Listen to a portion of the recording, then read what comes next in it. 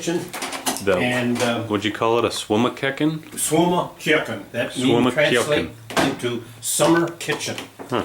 And so here's where they would do all the canning. They would do all the cooking. They would have a stove lit here all the every day of the year, because that stove would then have warm water, and they'd have warm water every day of the year. And the kids would take a bath here. And so they would prepare meals here, and the house would be cleaner. And if they had a hired lady, and nearly every house did, they would do all the cleaning and the working in here. And so over in the back here was a little bit of a storage room, and we have a very unique bicycle that was came from a farm or from this immediate community. And this is just the beginning of dozens and dozens of pictures that you'll see. And in as early as 1898 and 1900, we had a genius living in one of the biggest homes in New Knoxville, and he took pictures and took pictures off of the platform on the top of his house. And about 3 years ago, we inherited 160 glass negatives. Wow. And we had nearly all of those developed. And if you look at it through, you can make a picture out of that. Go ahead, touch it if you want. And that's sure enough. And so they were all developed, and that's where a lot of these pictures all came from.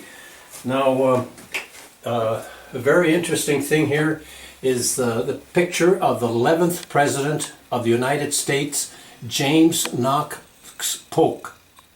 His first cousin, James Knox Lytle, laid out and drew up the village of New Knoxville in 1836 and proclaimed it a village, to be a village. And he actually drew out 102 lots. There are, north of town here, there are two creeks that come together, a center creek and and the first white man thing in this immediate area was a sawmill where those two creeks come together.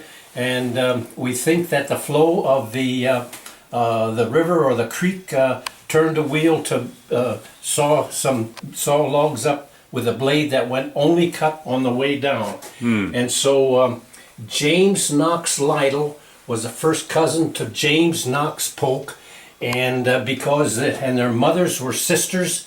And so then the Germans that started settling here in 1835, 36, and into the 40s were hesitant to name it Lotbergen or New Lotbergen, because they felt that would bring on the hardships and the tough times and create something. So they finally came to terms of calling it Knoxville. And then in about 1860, they wanted to have a post office here, and there was already a Knoxville in southeasternmost Ohio, and so then they called it New Knoxville.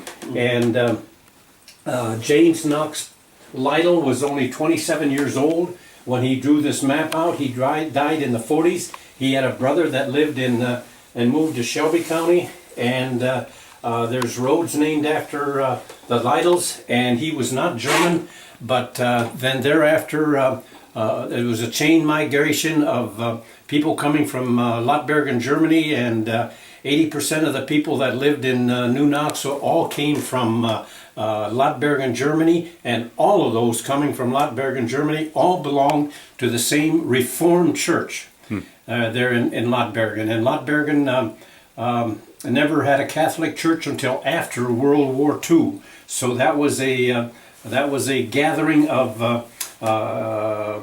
reformists from the Anglo-Saxon, German, French ancestry in that.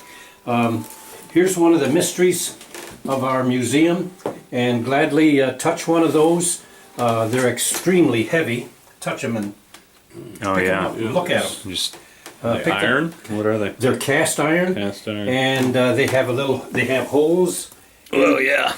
In there, and there was a lot of material plating on the top, and we think there's been suggested that they would sew wigs together with human hair, both for men and for women. There was a Dr. Fletcherjohn that went bald in his 1920s, and he wore a wig his entire life.